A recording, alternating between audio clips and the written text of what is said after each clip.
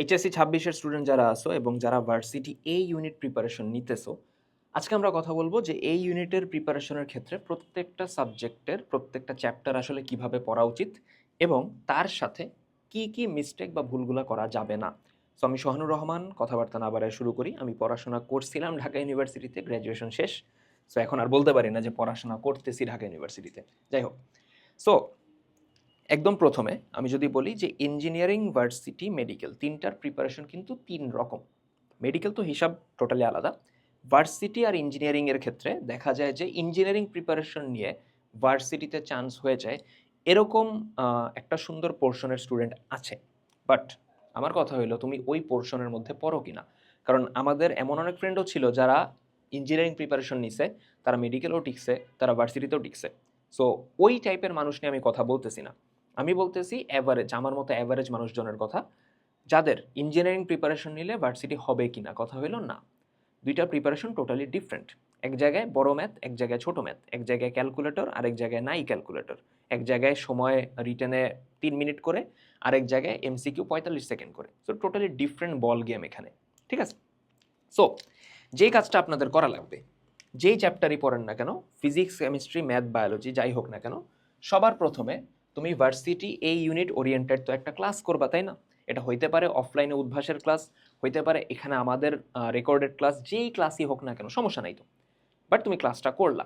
আচ্ছা, so class যখন করবা, দেখবা যে তোমার ভাই যেন তোমার ক্লাসে সুন্দর মতো টাইপ ওয়াইজ থিওরি এবং টাইপ ওয়াইজ তোমার শর্টকাট পড়ায়, তার পাশাপাশি টাইপ ওয়াইজ কোয়েশ্চেন যেন সলভ করে দেয়।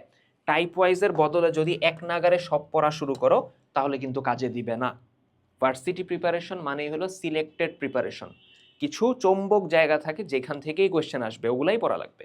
সো আমার প্রথম কাজ কি, আমি ক্লাস করব, ক্লাসে যেন আমাকে টাইপ ওয়াইজ পড়ানো হয় এবং ক্লাস নোটটা সুন্দর মতো ক্লাসে থাকতেই বানাবো।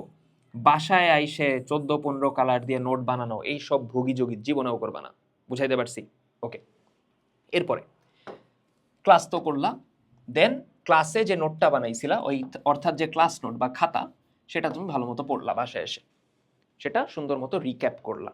অ্যান্ড ওই চ্যাপ্টারে যদি কোনো কনফিউশন থাকে, কেমিস্ট্রি, বায়োলজির ক্ষেত্রে বা তোমার ফিজিক্সের ক্ষেত্রে, তাহলে তুমি বইটা দেখলা।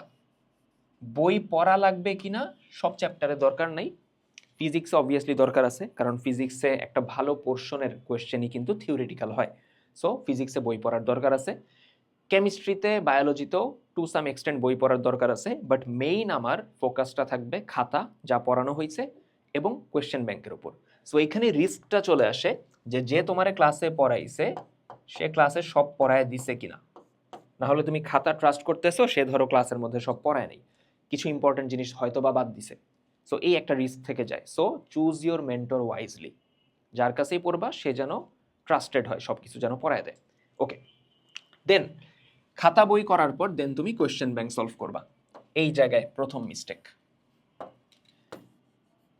অনেকে আছে ভার্সিটি প্রিপারেশন নিতেছে, বাট সে এখনো ক্যালকুলেটর ইউজ করেই সলভ করতেছে। Like brother, come on brother, তুমি কোয়েশ্চেন ব্যাংক সলভ করতেছো ভার্সিটির, তোমার হাতে ক্যালকুলেটর কেন থাকবে? ফালা দাও ওটারে, ফালাও না, দাম আছে, বাট ওটা রাখো, সাইডে রাখো। সো ক্যালকুলেটর ইউজ করা যাবে না। সো ফোকাস দেওয়া লাগবে হলো হ্যান্ড ক্যালকুলেশনের উপর, ফোকাস দেয়া লাগবে আমার হ্যান্ড ক্যালকুলেশনের উপর। বুঝাইতে পারছি? আমি কত বেশি হ্যান্ড ক্যালকুলেশন করতে পারতেছি, বুঝাইতে পারছি?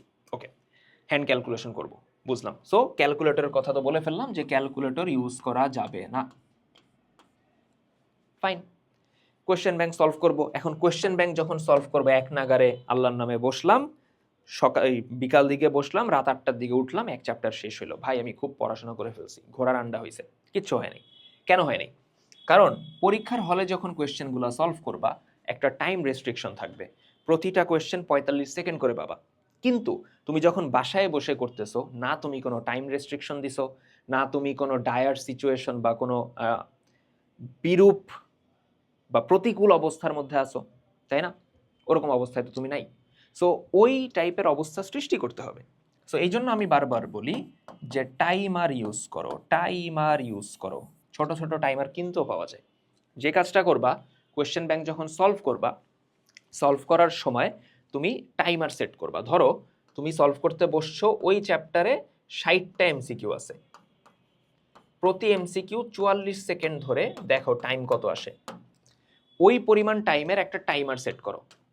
এখন তোমার টার্গেট হলো ওই টাইমের মধ্যে ওই কোয়েশ্চেনগুলো সলভ করা, পারবা না, but in the back of your mind একটা ওই টিকিং টাইম বম চলতে থাকবে যে টাইম শেষ হয়ে যাইতেছে, টাইম শেষ হয়ে যাইতেছে। এই স্টিমুলেশনটা বা এই ফিলিংটা প্রথম তুমি পাও পরীক্ষার হলে যায়, মেজরিটি পোলাপান পরীক্ষার হলে যায় এই ফিলিংটা পায়, কিন্তু এই ফিলিংটা ক্রিয়েট করা লাগবে প্রথম দিন থেকে নিজের বাসায়। বুঝাইতে পারছি? ওকে, দেন কোয়েশ্চেন সলভ করা শেষ, দেখলা কিছু কোয়েশ্চেন তুমি পারো না, ওগুলা তুমি সুন্দর মতো মার্ক করে রাখবা যে এই কোয়েশ্চেনগুলোতে আমার ইস্যু হয়েছিল, রিভিশনের সময় এগুলো আমি আবার দেখব। তাহলে ক্লাস, খাতা, কোয়েশ্চেন ব্যাংক, টাইমার সেট করে কোয়েশ্চেন সলভ করা। বুঝাইতে পারছি? দেন এক্সাম, অফলাইনে কোথাও থাকলে ওখানে তো এক্সাম হবেই, আমাদের কোর্সে থাকলে আমাদের কোর্সেও এক্সাম দিতে পারবা। সো যেখানেই যাও না কেন, যেখানেই থাকো না কেন, যত বেশি এক্সাম দিবা তত বেটার। প্রতি চ্যাপ্টারের উপর এক্সাম দিবা, উইকে যা পড়ছো সেটার উপরে এক্সাম দিবা, মানে পড়া শেষ হলে পেপার ফাইনাল দিবা, বাট এক্সাম দিতে থাকতে হবে।